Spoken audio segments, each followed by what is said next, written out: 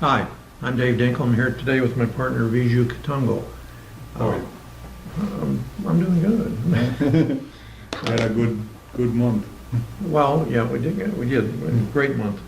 But what we're going to talk about very specifically, I mentioned for years if the seller doesn't come to closing, one of the ways to get him to come to closing is go ahead and foreclose him out of the property. Right. And it's called an equitable foreclosure. It's not against a mortgage. So it's been almost a year ago now, and it's been a year. Yeah, it's been a year. Okay, so what we did is we had a property under contract and we had it sold, and the buyer flaked out. So Jim and Viju both said to me, "What should we do?" And I said, "Let's foreclose it." Now it turns out that over the course of the year we lost that buyer and had one or two more. Right. But the net result is Viju was on the front line of doing every one of those steps in the foreclosure process, including going to the courthouse and so on and so forth. So that's what we're going to talk about. Why we're not talking about it for the individual, the student actually, who had the deal, is he didn't want to talk about it. He's pretty well known and you'd recognize him most likely, and whatever else, it doesn't matter. What matters is, let's talk about the deal. Okay. So the first thing he did when he didn't show up is you went to your attorney, works for the firm, and you said, "How do we do this?" What did he say? Let's file list penance. File a list penance. Now, the purpose in the list penance is if you file a notice of interest, for example, and the original seller goes around you, another closing agent, especially an attorney, will just write over the notice of interest, meaning he just doesn't care. He'll issue a title policy. So if you threaten to sue him for breach of contract or specific performance, you're going to have to go to court, and by the time you get the money, if you ever get it, it's going to be a long time. And they could have sold it in between. And they're gone. They sold it, got the money, and gone. However, a list penance, there's no way that property is going to be transferred. So he did. He filed a list penance. And he also filed a breach of contract. Yeah, specific performance. Performance, You have to yeah. file both at the same time. Now, that was the beginning of the odyssey. That was the beginning, and then they didn't respond to the list penance or the breach of contract, and then we had to serve them.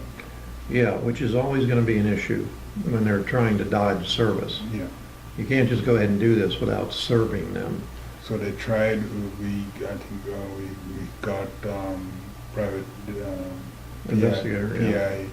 and we tried to serve them a couple of times. And it wasn't successful. So then we had to do Publication, yeah. If you acknowledge the fact and show that you're unable to serve them, then you can do what's called a publication. The list penance is, the notification is published in a legal journal. Legal journal. And After the publication, still no response. Then the process was to get the court to assign the state as the trustee. Yeah. Now, one of the things to back up for a second about this situation, whenever you have a seller that has a power of attorney with somebody, and that somebody is taking care of the closing form, it's always can be a monster issue, because that limited power of attorney that authorizes them to close on the property can be vacated or rescinded in seconds and verbally. So even though the guy at the table says, "I have the power of attorney," most every closing agent will still have the person sign the original documents at the closing table. And if they're in the hospital, they send the notary to the hospital. They want to make sure that the person, in fact, is selling their house. And this person has the power of attorney, didn't go to Office Depot and have one signed and so on. And that was the issue in the first place. Yep. Was it his mother that had the property? His wife. No, His wife. Yeah, okay. She was in a foreign country. She was in Africa or something. Yeah. So we said, go to the consulate. And he said, no, she wants you to bring her back to the United States or bring her to the United States. And we said, no.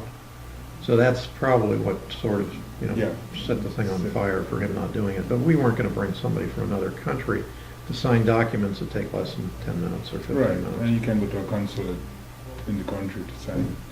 So here we are, we published, they didn't show up, Right. so we moved forward. What happened as you moved forward? Move forward, then we had to get the state attorney to be the trustee for the estate. Was it an estate? No, sorry. No, For the for the sale. sale, Yeah, an administrator administrator, yeah. for the sale. Yeah, and that all took a great deal of time. That all took a lot of time, going to a couple of times to the court, in front of the judge, and finally got that done. Then we had to file for foreclosure, right? But yeah. Now, one of the things, if you talk to a local attorney and you say to him, look, this guy Dave Dinkel says you can file list plans to foreclose on my seller. And he says, well, you may have to put all the money into the court registry. Well, you're going to have to put all the money into the court registry if you win the property, which we did. Right. How much did you have to put in? 140. Some $1,000, the purchase price. Purchase price, that's what it was. Purchase price. We had to put the purchase price minus legal fees And expenses. and expenses. Because remember, when we foreclose now, the seller is paying our expenses. Right. So the attorney's fees and everything else, and you had other fees yourself to maintain the property, so on and so forth. So all that fees come out of Well, the amount of money that we had to put up. correct. Now, if I put together an A to B and B to C closing on this, there's no A to B closing. Right. This is just a straight, we got it. So we have a HUD statement on a B to C because we're now the owners and we sold it. Right. And the bottom line was, do you know what the profit was? 40-something thousand. Yeah, it's 40,000 and change. However, those expenses are coming back to us that we have. There's to- another, so we didn't have a A-B closing. Remember, on an A-B closing, you have, the seller has some expenses like taxes, closing costs, water bill, things like that they didn't pay yet. So it's about 15 grand. Yeah, we had to pay 2 years' worth of taxes. Yeah, we had to pay 2 years. So of- what happens here is their proceeds, so what happens now with their money that's in the court registry, it's reduced by all of these charges, Exactly. taxes and everything. So we have to go back, because that money wasn't spent yet, because we didn't have a A-B closing. Yeah, So we can't ask for money that's not spent. So after we spend it, we'll go back and ask the judge. apply to the court, and the Yeah. court will give it back to us. Yeah. So the $40,000 and change profit is a real profit. Real profit. That's the bottom line. Yeah. So there's a guy that did a lot of the legwork, the attorney did the legal work, but he advanced the money and ran down back and forth to the courthouse for almost a year. Why did it take a year? Well, frankly, it doesn't matter, but the reality is the judge we were dealing with had never seen this before. And he was just very careful, I'm going to say. And also, when I went to the court to pay the money, they didn't know how to take it because it wasn't a foreclosure. It wasn't a lien I was paying. So they didn't know what to do at that point. So Yeah. I think it took a month for us to get that situated. It's kind of silly. You go down there to pay and they say, we don't know what to do with the money. Yeah. Not a usual system, but it was just unusual for them. So with hindsight, since that's going on, I currently have 2 of those myself going on where funded deals didn't get the note and mortgage and they were fraudulent. So what I've done is to stop the sale after I funded the deal is I filed list penance and foreclosing on the property, take the properties. So I think what's going to happen, it's going to become more and more of a regular situation. But every deal is very much case specific, and you need an attorney to do this.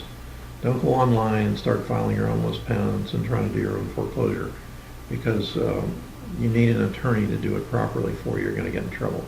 If you have it dismissed, then your case is over. So you need to know what you're doing. Any other words of wisdom? No, just do real estate.